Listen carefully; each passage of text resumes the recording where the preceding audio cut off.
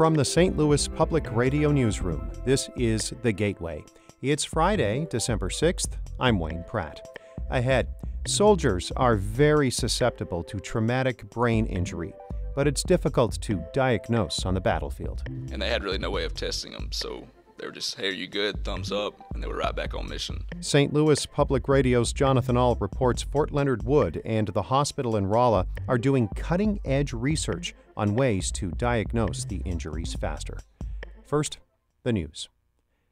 Nearly 3 people a day die in the St. Louis region from overdose-related deaths.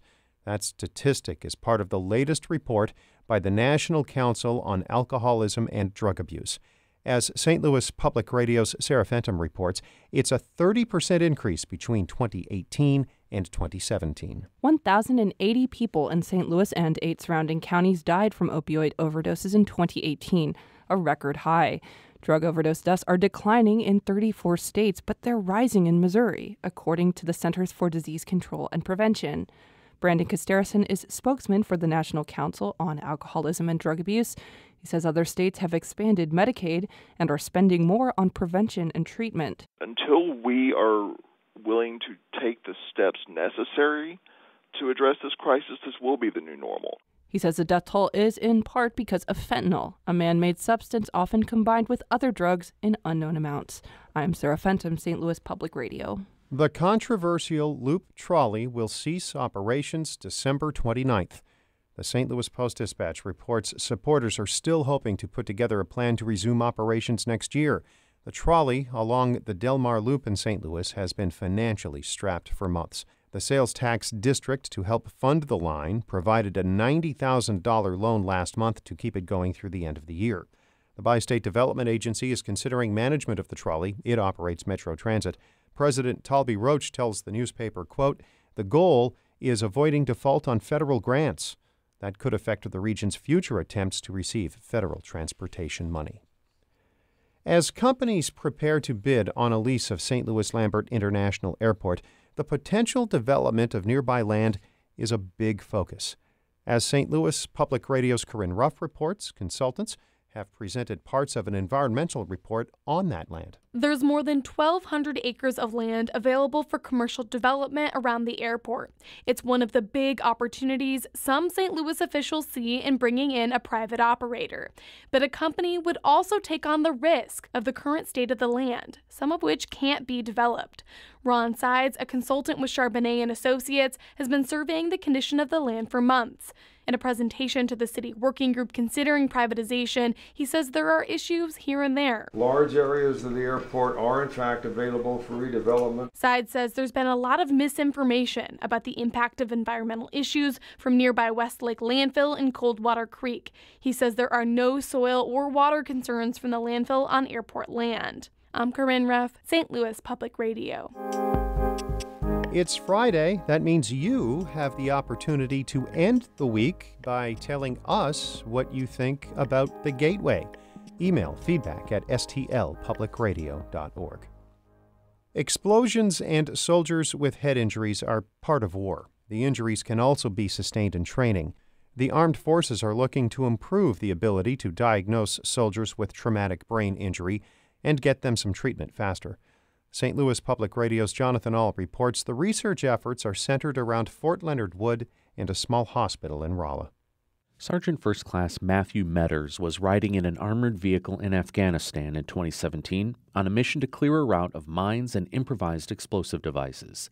His vehicle ran over an IED, and it was severe enough to separate the truck in two. The front of the engine block kind of came off. What we call the BI holds all the equipment. The bins on the side kind of flew off. Fire extinguishers flew off. Metters says he and his fellow soldiers were shook up, but they thought they were okay. But when they got back to the military hospital in Kandahar, 5 of the 6 of them were diagnosed with traumatic brain injury. TBI is a head injury from an external force that can do long-lasting damage to the brain. Metters is now an explosives instructor at Fort Leonard Wood in Missouri's Ozarks.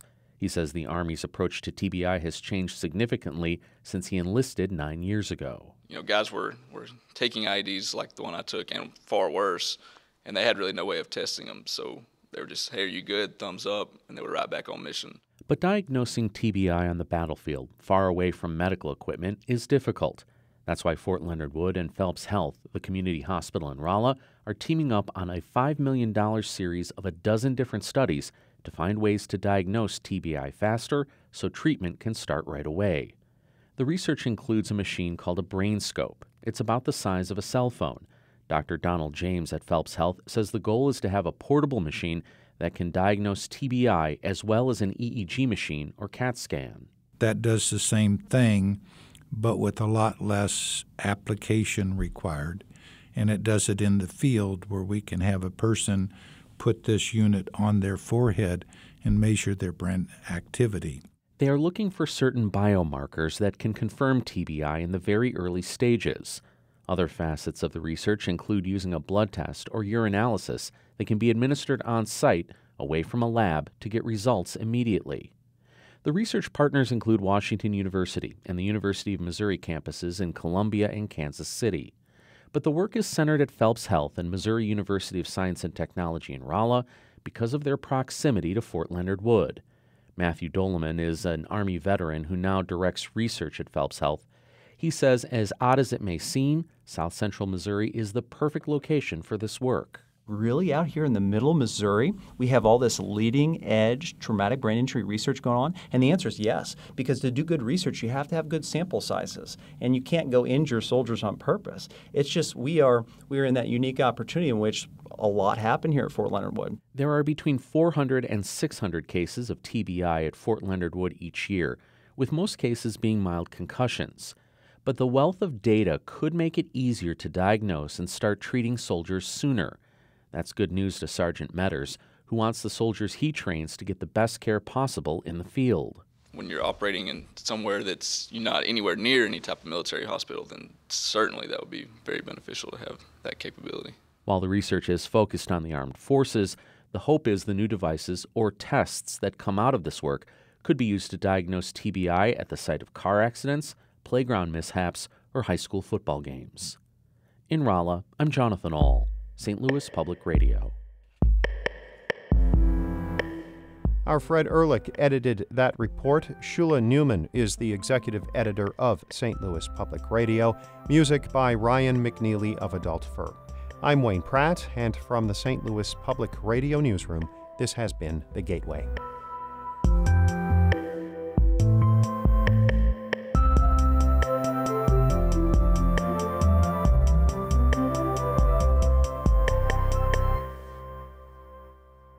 Support comes from Mosby Building Arts, a design-build company committed to remodeling the right way. Visit callmosby.com to get project inspiration for any room of your house.